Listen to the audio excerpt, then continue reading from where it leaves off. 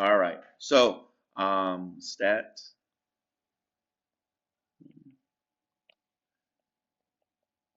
A 10.1.2 intro to hypothesis testing, day 2. I want to be real quick with these notes so that those that are taking their AP exam today don't feel lost. It should be really straightforward. So basically, when we're trying to find when we're trying to conduct a hypothesis test, there are two main steps here. Step one is the hypothesis. Okay. Step one is the hypothesis. Now, and I'm asking this for you now, but I will back away from making you do this part right here. So this, as I define, is like the pH piece in the mnemonic device. I'm not going to really make you. We're not AP. I'm just making you do the hypothesis. So we should define the parameter.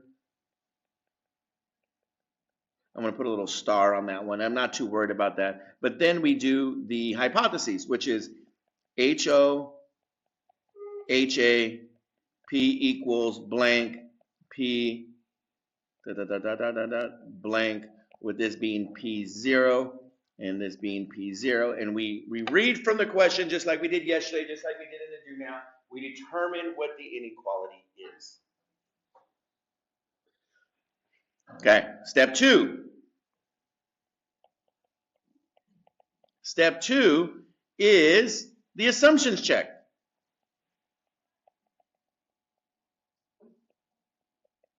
Okay, the assumptions check, which means just like we did before, we're going to do S, I, and N. Same things. Nothing's changed from the last exams and all we've been doing so far until N. S, we want to make sure that our sample is random, or representative. And we want to make sure that N is less than 10% of the population. Both of these steps to ensure are that it is okay to assume that our sample is independent. And our last one, N, is where it gets a little bit different. It's still, I want to note, it's still the success and failures, but it's the expected success, not the observed. Because when doing this check, you're going to do N times P0, whatever your null hypothesis was. It's not what the sample is. So when we were doing the previous unit, you use the sample results, and that's what you got, and that's what you use for this one right there. So if you saw like 38 people said yes, then N times P hat would have been 38. Now, this must be greater than or equal to 10, and N times 1 minus P0 must also be greater than or equal to 10. So a couple of notes here. This can be a decimal. Most likely, it will be a decimal. So in the previous one, I said, oh, I'll accept the decimal answer, but decimals are technically wrong because you're looking at observed successes, which can only be an integer. Now we're talking about the P0, because basically what we're trying to do here, and this is just an additional, is we want to make sure that the sampling distribution, just as a reminder, is approximately normal. And that sampling distribution has a center, has a mean of P0. We're going to use P0 on this case, and that for the standard deviation, we'll use the square root of PO 1 minus PO over n. We're going to center because, and as we will see as we go into tomorrow's lesson, when we do a hypothesis, we say, okay, this is you. Somebody has a claim. I believe it's 36%, and you're okay. This is the initial belief, 36%, right? And so you're going to say, all right, if 36% is true, if the sampling distribution, if the mean of the sampling distribution is 0.36, what is the probability that I observe a result as extreme as my sample? And that's what we're going to be showing and going through a lot of work tomorrow. So everything just goes the same. So whatever value you see as PO, P0, the null hypothesis, that's what you're going to do down here. Everything else is the same. You know, the S, the I is the same thing. But when you multiply it, you're going to get this. So basically for now, you're going to ignore anything that's in the problem that tells you anything about the sample results. In the sample, 32% said yes. In the sample, 35 people agreed. You're going to ignore that. Because in a true hypothesis test, you need to define the hypothesis. You need to check the assumptions before you collect the sample. So in the practice, this step 1 and step 2 have to be done first, and then you collect the sample. And then you go on to the next steps. So like step 3, technically behind the scenes, step 3 is you collect the sample. All right, and it's kind of weird because first off, the sample had to be random. So how do you collect the sample? But you look at the sample results at the end.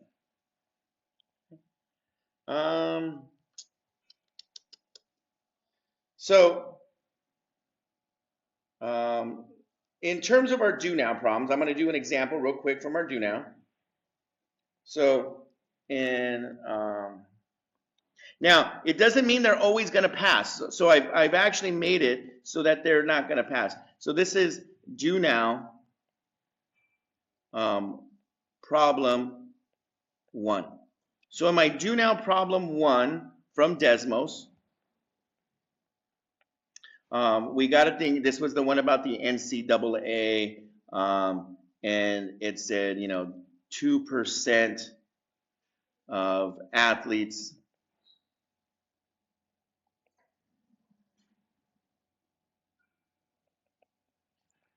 go pro.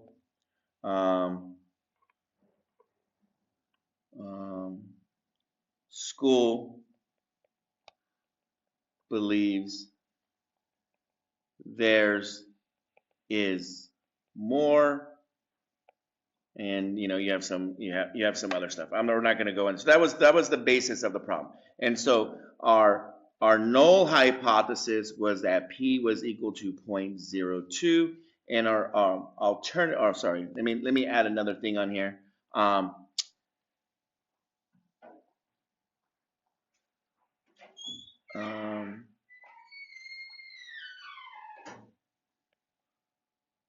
400 recent athletes are sampled.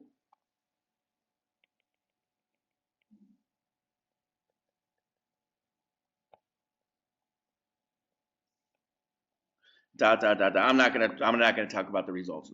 Okay, so P equals 0.02. Our alternative hypothesis was P is greater than 0.02. All right, P is the proportion of athletes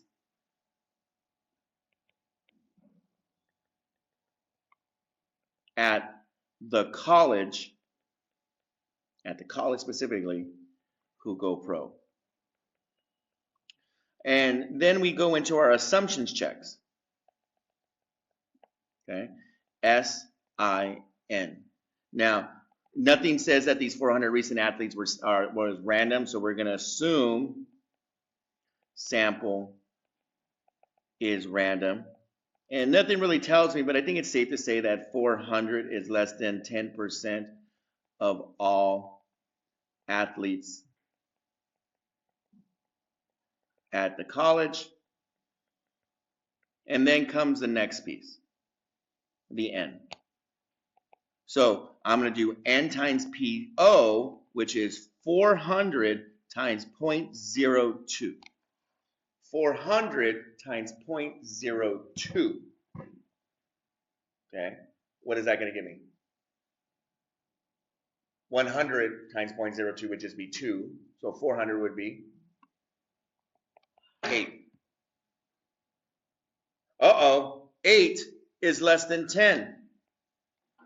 And so while these ones passed, this one failed. So this is not, it fails the last assumption. Not approximately normal. You cannot continue. Now, in practice, so in your homework, I've also set up so that one of the problems, one of the conditions, for one of them, it's going to fail. So you want to check. It's not just an automatic yes, yes, yes. They all pass, but we're going to do that. And you know, I didn't do it, but n times 1 minus p 0 would be 400 times 1 minus 0.02, which would be 398, which is greater than or equal to 10. But because the first one is not, it doesn't pass. All right. We're going to go to the Desmos now.